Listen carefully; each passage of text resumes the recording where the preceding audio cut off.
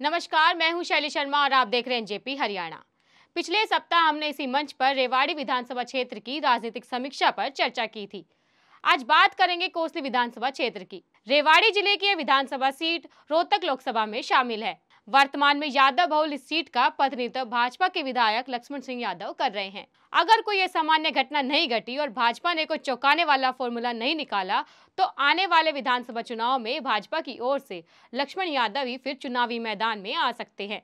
लेकिन राजनीति में किसी एक नाम की गारंटी देना संभव नहीं है। भाजपा अक्सर चौंकाने वाले फैसले देती रही है। कोसली से भी संभव है।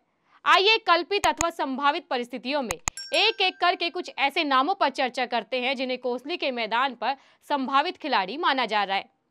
पहले भाजपा की बात। लक्ष्मण सिंह यादव को अगर मैदान छोड़ना पड़ेगा तो यहाँ के केंद्रीय मंत्री राव इंद्रजीत सिंह की बेटी आरती राव, पूर्व मंत्री जगदीश यादव, राव इंद्रजीत सिंह के निजी सचिव रवि यादव, पूर्व मंत्री विक्रम यादव और पार्टी के वरिष्ठ नेता बाबू वीर कुमार यादव के नाम प्रमुख है। इसके अलावा मेजर टीसी राव ने भी अभी उम्मीद का दामन नहीं छोड़ा है। हुक्मचंद यादव भी टिकटार्थी बनने के लिए जुगाड़ लगा रहे हैं। अप्रत्याशित घटनाक्रम की स्थिति में कुछ बड़े भाजपा नेताओं को भी कोसली पर निगाह है। कांग्रेस से पहले की तरह इस बार भी पूर्व मुख्यमंत्री राव वीरेंद्र सिंह के बेटे और भाजपा नेता राव इंद्रजीत सिंह के छोटे भाई पूर्व विधायक राव यादवेंद्र सिंह को ही उम्मीदवार माना जा रहा है। लेकिन पार्टी में एक बड़ा वर्ग पूर्व मुख्यमंत्री भूपेंद्र सिंह हुड्डा और उनके सांसद बेटे दीपेंद्र सिंह हुड्डा को यह बात समझाने में लगा हुआ है कि जगदीश यादव को कांग्रेसी बनाकर मैदान में उतारना होगा और हुड्डा परिवार के लिए यह अच्छा होगा। इस तरह का विचार रखने वाले लोगों का कहना है कि लोकसभा चुनाव से पहले किसी भी तरह जगदीश की कांग्रेस में एंट्री करा ली जाए। जगदीश 2019 के विधानसभा चुनाव में कुछ महीने पहले पूर्व मुख्यमंत्री मनोहर लाल के सुखद भविष्य के ठोस आश्वासन के बाद भाजपा में शामिल हुए थे। लेकिन उनके दूर विरोधी और भाजपा में शक्तिशाली नेता राव इंद्रजीत सिंह ने टिकट वितरण के समय उनकी राह रोक दी। जगदीश यादव 75 पार की भाजपा निर्मित लहर के सामने डर कर या भविष्य में कुछ अच्छा होने की सोचकर भाजपा से बगावत करके चुनावी मैदान में नहीं उतरे। कारण कुछ भी रहा हो, लेकिन आज स्थिति यह है कि कांग्रेस की राजनीति अब जगदीश यादव के रुख पर टिकी हुई है। जिस तरह जगदीश यादव अनिर्णय की स्थिति में है, उसी तरह हुड्डा परिवार भी उन्हें लेकर अनिर्णय की स्थिति में बताया जा रहा है। हुड्डा परिवार खास राजनीतिक कारणों से यादवेंद्र को खुद से अलग नहीं कर सकता और यादवेंद्र सिंह को अलग किए बिना जगदीश यादव कोसली से कांग्रेस के उम्मीदवार नहीं हो सकते। इस दुविधा के बीच कोई एक बीच का रास्ता निकाला तो बात बन सकती है। पिछले दिनों जजपा छोड़कर फिर कांग्रेसी बने पूर्व मुख्य संसदीय सचिव अनीता यादव के समर्थक भी उनके लिए कोसली में उम्मीद देख रहे हैं। इस समय कोसली में भाजपा और कांग्रेस के अलावा दूसरे दलों की स्थिति कोई बहुत मजबूत नहीं मानी जा रही है। लेकिन चुनाव निकट आने तक क्या स्थिति बन जाए यह कहा नहीं जा सकता। कोसली के गणित को समझने के लिए पहले वर्ष 2014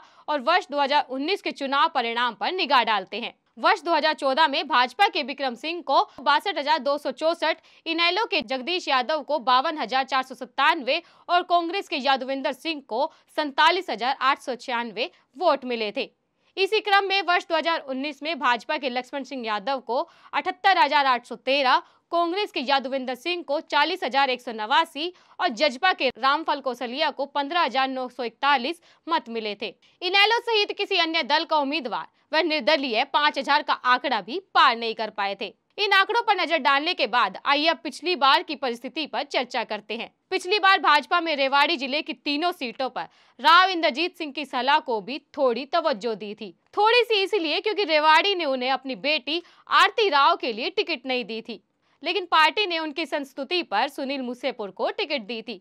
कोसली में राव की इतनी तो चलती है कि उन्होंने जगदीश यादव को टिकट नहीं लेने दी, लेकिन अपने निजी सचिव रवि यादव को भी टिकट नहीं दिला पाए। बाद में राव की दूसरी पसंद लक्ष्मण यादव को पार्टी ने टिकट दी और वे चुनाव जीत गए। जगदीश यादव के मैदान में न होने के कारण वर्ष 2019 का चुनाव भाजपा के लिए अधिक आसान रहा और लक्ष्मण ने बड़ी बढ़त हासिल की। जगदीश ने राजनीति के शुरुआती दिनों में जो समर्थन हासिल किया था वह एंट्री राव के रूप में थी। तब उनका अपना वोट बैंक कम था। समय के साथ परिस्थितियां बदली और जगदीश के अपने समर्थकों की भी कोसली में एक अच्छी टीम खड़ी हो गई, लेकिन इतनी पैठ नहीं बनी कि अकेले दम पर निर्दलीय चुनाव भी जीत सके।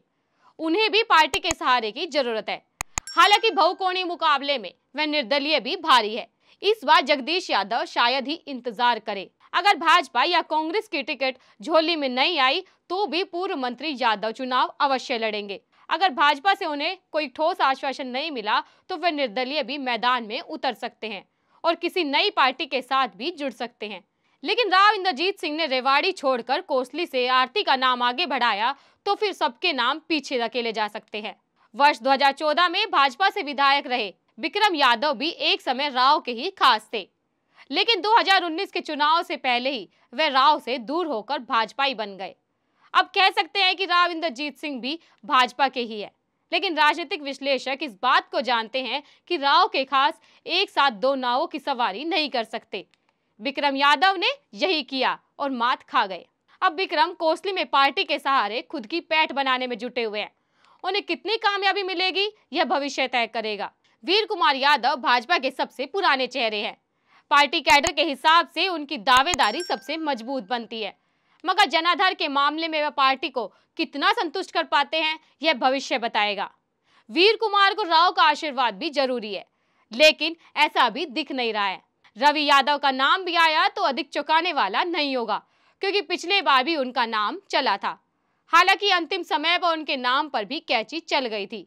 राव के सर्वाधिक वफादारों में से एक रवि वर्षों से राव इंद्रजीत सिंह के सलाहकार की भूमिका निभाते रहे हैं। अगर पार्टी ने राव को फ्री हैंड दिया तो रवि यादव चुनावी मैदान में आ सकते हैं। जजपा से कौन मैदान में उतरेगा यह इस बात पर निर्भर करेगा कि भाजपा से गठबंधन होगा या नहीं। खैर, अब विषय को समापन की ओर लेकर चलते हैं। निष्कर्ष के रूप में कहे तो राव की बेटी आरती यादव के लिए कोसली को ही सबसे सेफ सीट बताने वालों की संख्या लगातार बढ़ रही है। अगर आरती आई तो मुकाबला रोचक होगा और कोसली हॉट सीट बन जाएगी। इसी के साथ हमारे चैनल को लाइक शेयर सब्सक्राइब करना मत भूलिएगा।